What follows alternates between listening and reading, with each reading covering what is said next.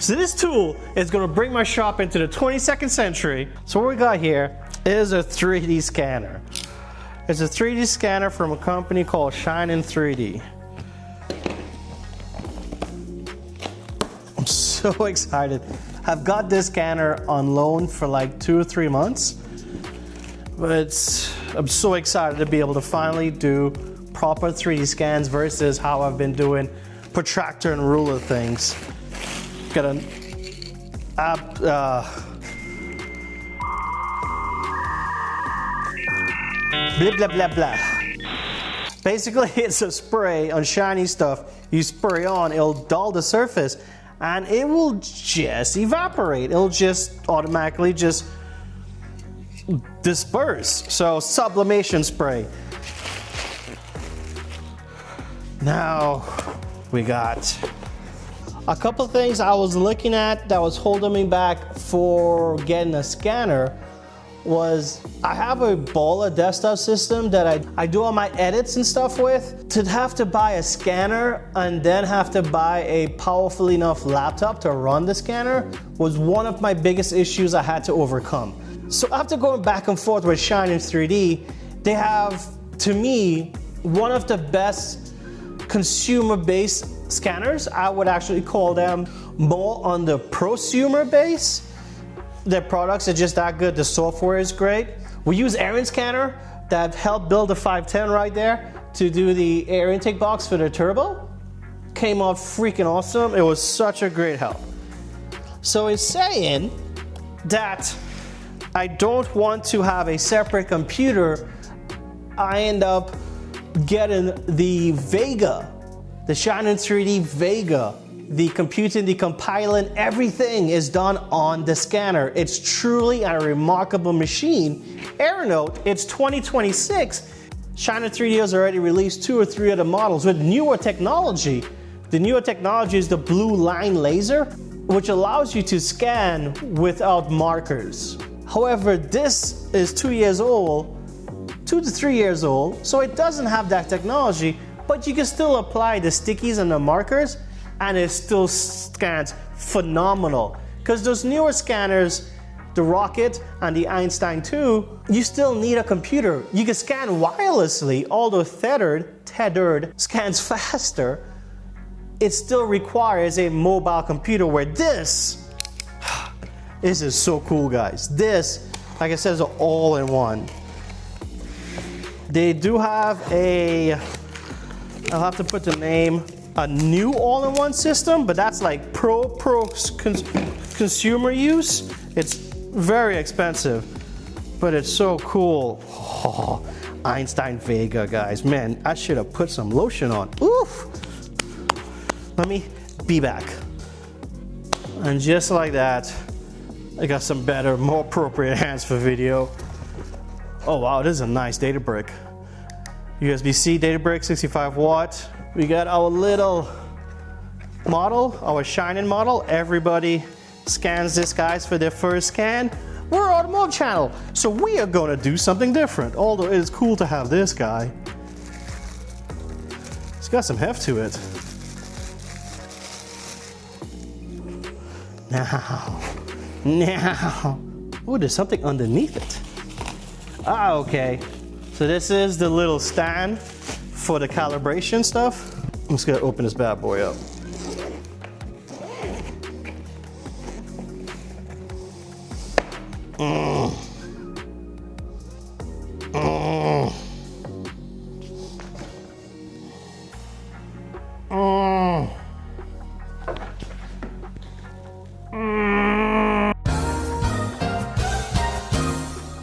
So here is the bad boy.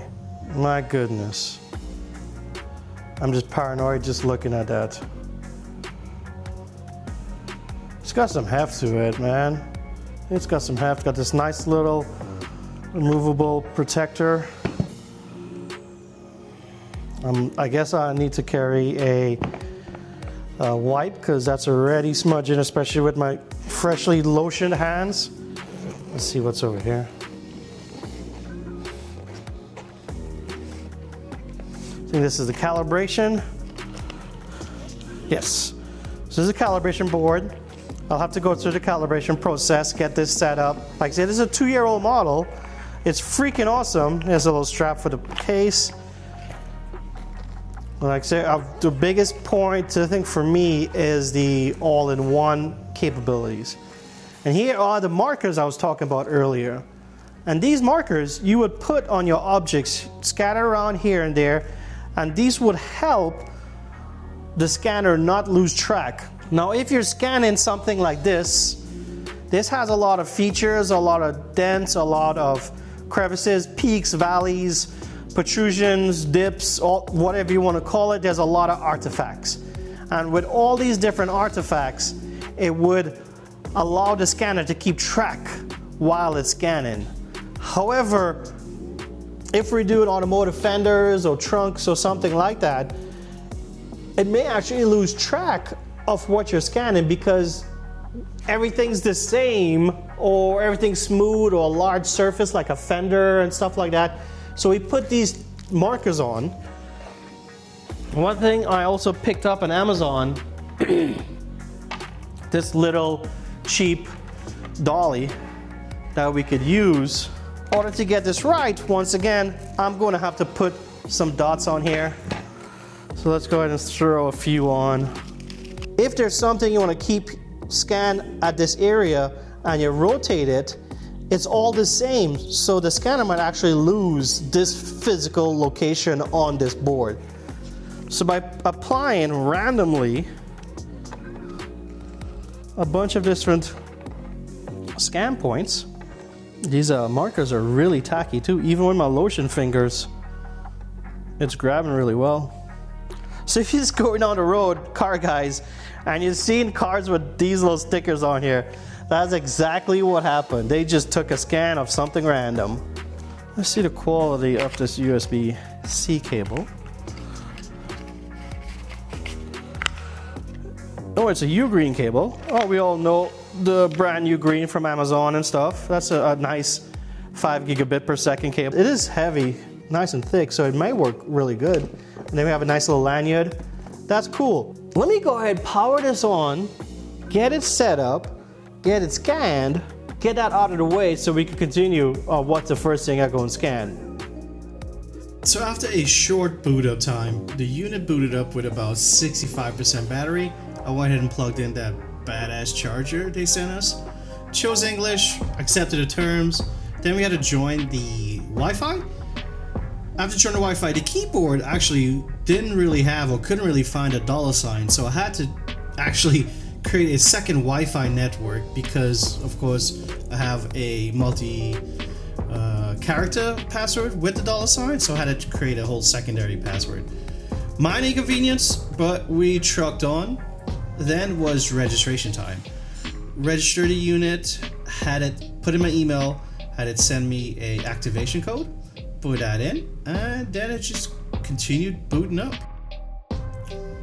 Prompted to install an update, so I went ahead and do so. It started downloading in the background, so I just went through the beginning welcome menu, I guess, the help menu while it was downloaded. Finally, when it finally downloaded, launched it, it installed with no issues. Took a little while to reboot, but I guess that's expected.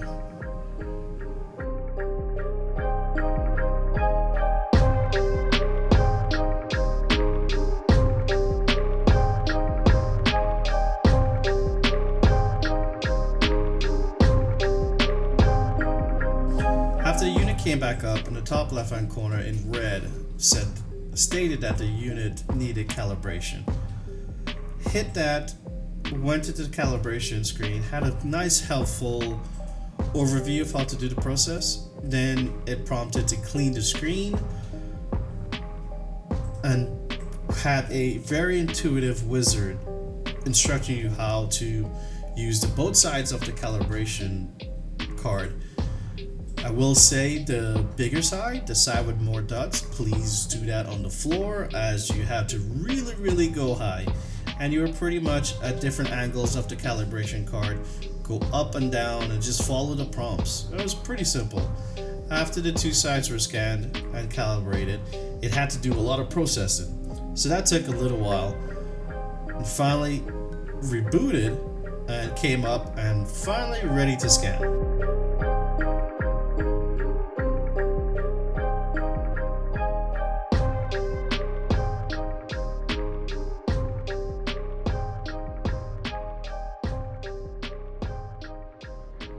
One of the things I wanted to capture is this oil cap.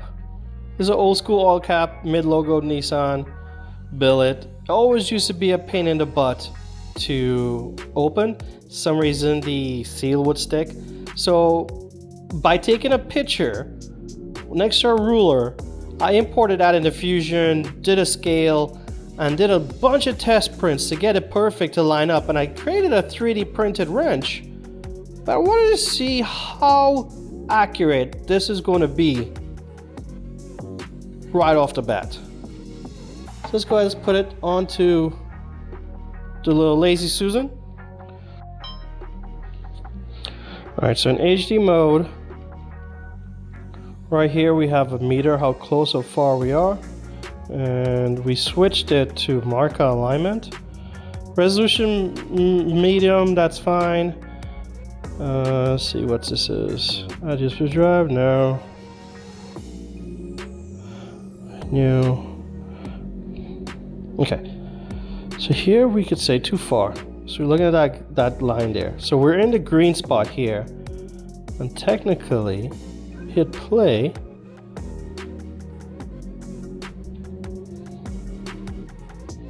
Turns out she was a little too shiny, so I had a little going back and forth, just learning curve with the scanner and the dots. Eventually just go ahead and broke out the sublimation spray. I may have put a little too much sublimation spray on there. It's kind of like a little very snowy. You really could just use a sprinkle depending on the item. Shook it up. I probably could have shook it up a little better. Pause the video and do that. But hey, let's go ahead and move on.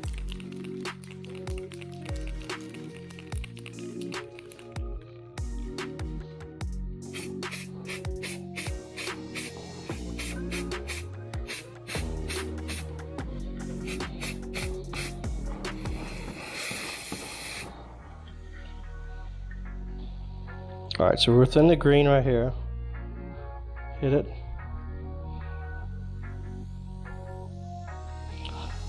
Oh, here we go. This now looks like a scan. Too far, get a little close. Just trying to keep track. The next problem I end up finding out here is, although it can see it now, there's less reflections, you can see in the screen how well the scan is coming. It's too symmetric. It's hard for the scanner to figure out what we're doing, so it's freaking out. To fix this, what I did was apply more dots to the Lazy Susan. You need at least 4 trackers on the scan in order for it to fall. You can see here it just skipped and it just stacked and stacked and stacked. Once again, the growing pains, user error, not the device's fault. I went ahead, paused the video, and threw on a bunch more dots, and that definitely helped. Now armed with the sublimation spray and a lot more dots, various sizes, we had the tools for success. The scanner easily followed the geometry and we're able to scan it successfully. Look how beautiful that looks. Man, such an awesome piece of equipment. That looks really good. Now, is there an edit? Or is it? Nope. So I think we have to accept it and then we could do a little bit of edits. Let's optimize in. Alright, here's the... I just had to stop the video here, stop the editing here. Did you not realize how fast that was? It took that point cloud and spit it out in an editable format like that. That was ridiculous. Now look at the rest of this post-processing of these point clouds, and guys, this is a handheld unit we're doing this on. 2-year-old technology, It's by far better than a lot of scanners out there today, by today's standard. Point clouds, good. So here's the top. Here's the scan. Looks really nice. Alright, so we're just making a wrench for the top. Let's go ahead and let's cut all this extra stuff off. So cut. And then...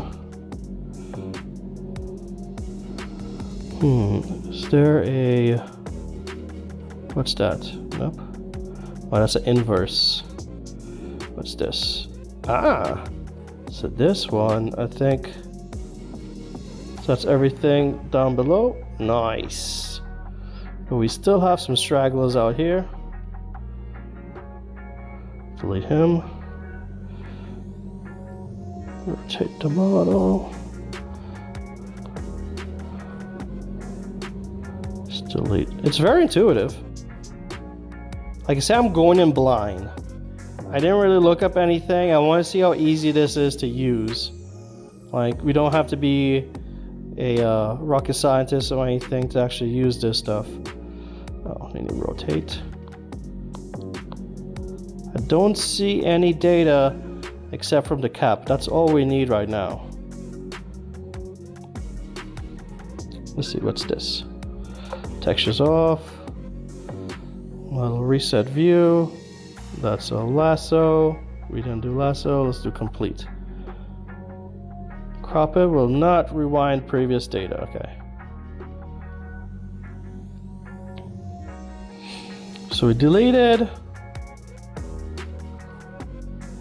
Say cropping doesn't really change anything. What's that? So resolution, the mesh smoothness. Let's take off the markers. Oh, fill markers, watertight. So that should actually close the bottom. Which we don't necessarily need it, but apply. And it is processing. Generated mesh. This might take a bit. I'm going to sit down.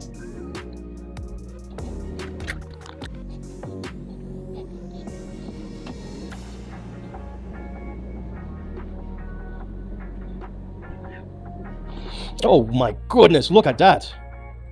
Oh my goodness, I was worried about the bottom sides here because I didn't really see any point cloud information. But oh my goodness. That is amazing.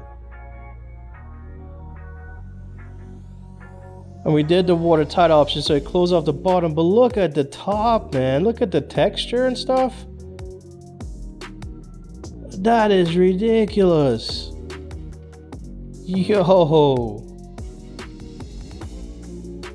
Wow. Okay, let's complete this. Can now be exported direct computer. Okay, that's cool. So let's turn our attention to a large scan. Here I have the back of my Z.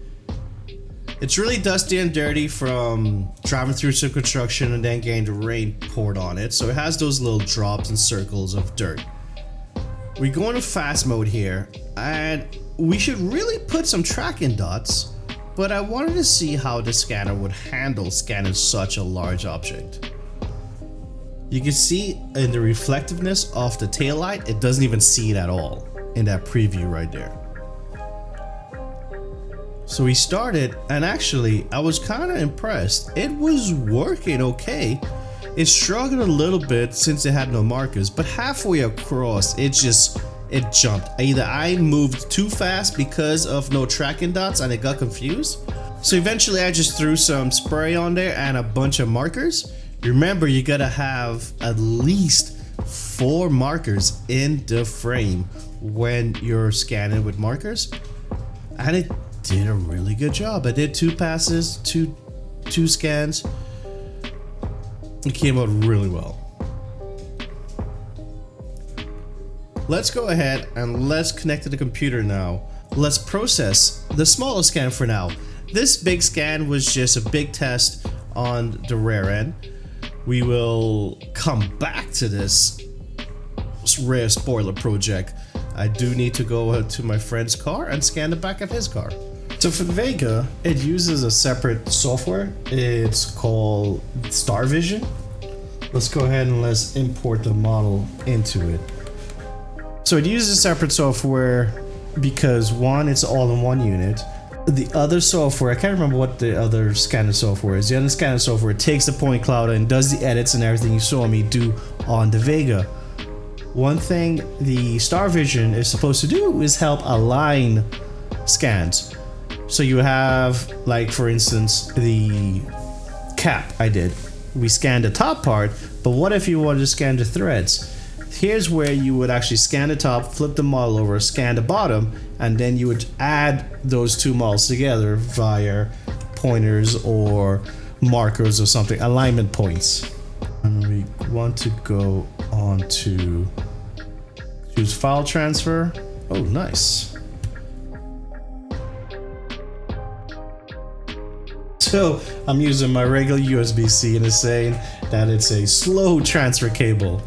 Use the cable, the fast cable that they sent. So I guess let's just go and select all, import it to model library.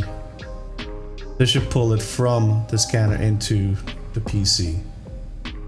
So let's go to model library, and we really want our cap here. Oh nice, so you can see the points. Oh, the mesh we made. Import it to our workspace. I don't need to do anything with this model, but I just need to export it to a format that Fusion 360 could use. Let me open that up. That's what I use to model stuff. Go to export. Hey guys, so let's go through importing that STL and OBJ. We'll import both ways, and we'll see why maybe not importing STL will be beneficial.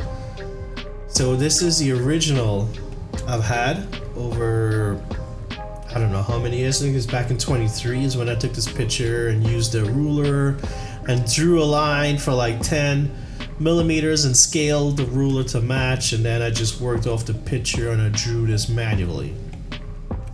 I went to scan, I went ahead and did most of this work offline because there was, especially with the STL, a lot of calculation, computing, and it's all a single core threaded process.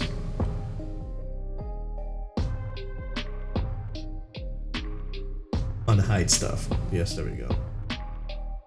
So first we imported, it's kind of black, it kind of sucks that way. We imported the cap and then went ahead and, don't mind this cut, that's part of something I was trying out.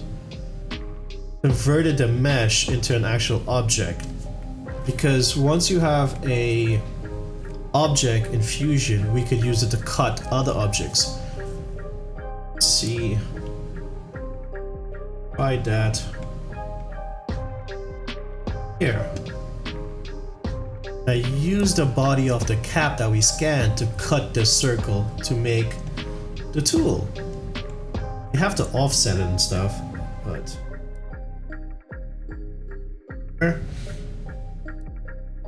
let's forward it to a couple more things.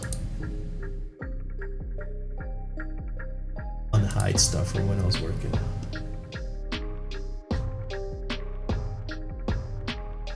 I imported the actual object file, which I got this, and in Mesh we could actually create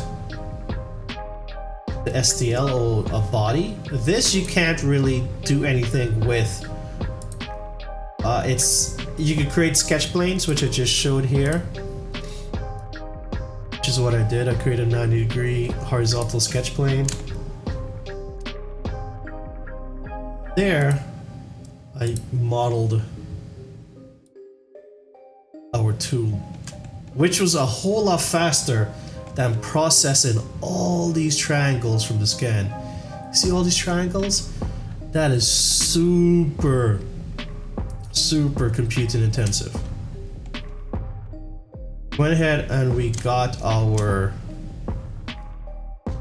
sectional plane, and then I traced it, and then I created a circle object, and I did a negative of the 2. Now then we created the export, bevel the edge, the one that slipped on easy. So now we have 2 entire bodies to tool. Let's get rid of the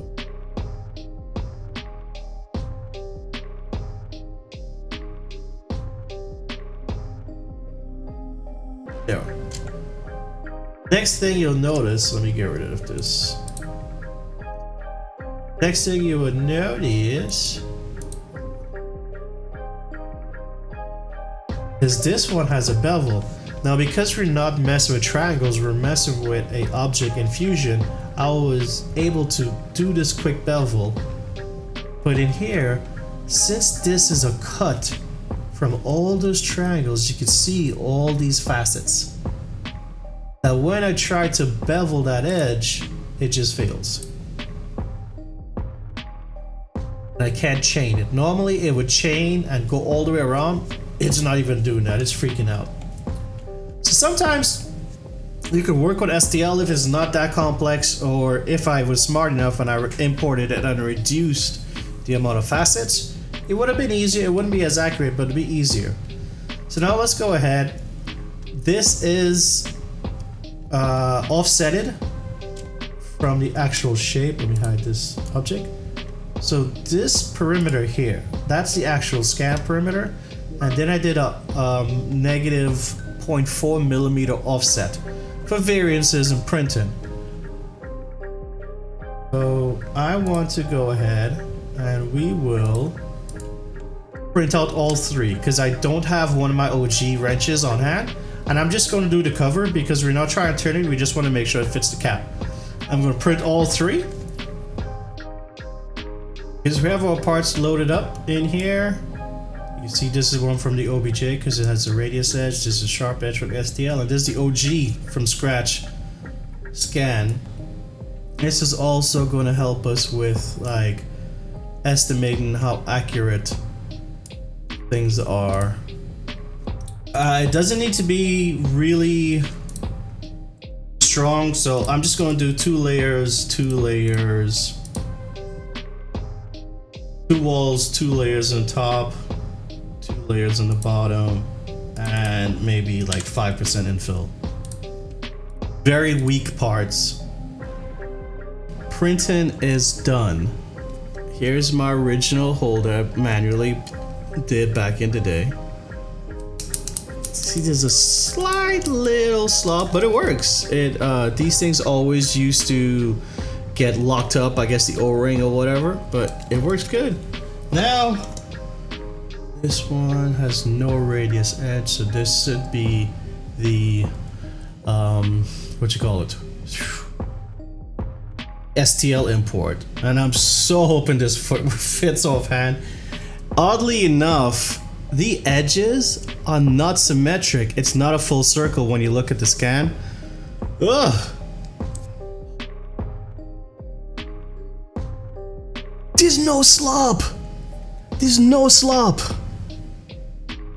That's perfect. And like I said, I did a negative 0.4 millimeter offset from the scan.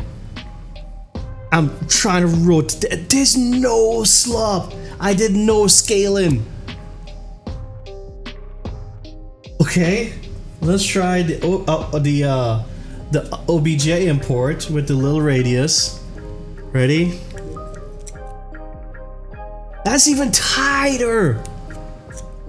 Yo.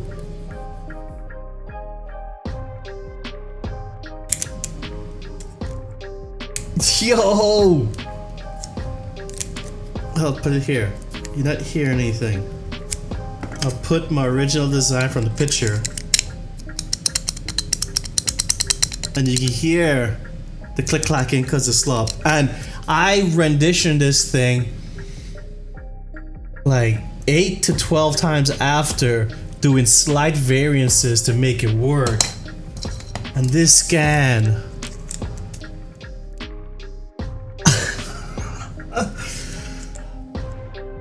I was expecting a scale issue, a problem with the scaling. Oh my goodness, this is freaking cool.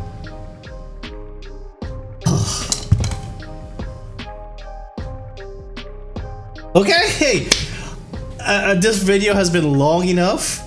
We've seen an unboxing, we see some actual practical work, and we're seeing some post-processing of that practical work to be a perfect fit. That's so amazing. That's so cool. That's so cool. Let me know in the comments, guys. Subscribe, hit that bell. We're gonna get so much more scanning, working, prototyping, building done in the next coming months, weeks, years. This is just the start of it all. With that bombshell, with that realization, realism, I don't know what the word is, put in the comments. Thank you guys for watching this long video. And everybody out there, have a good day, and y'all take it easy. Man.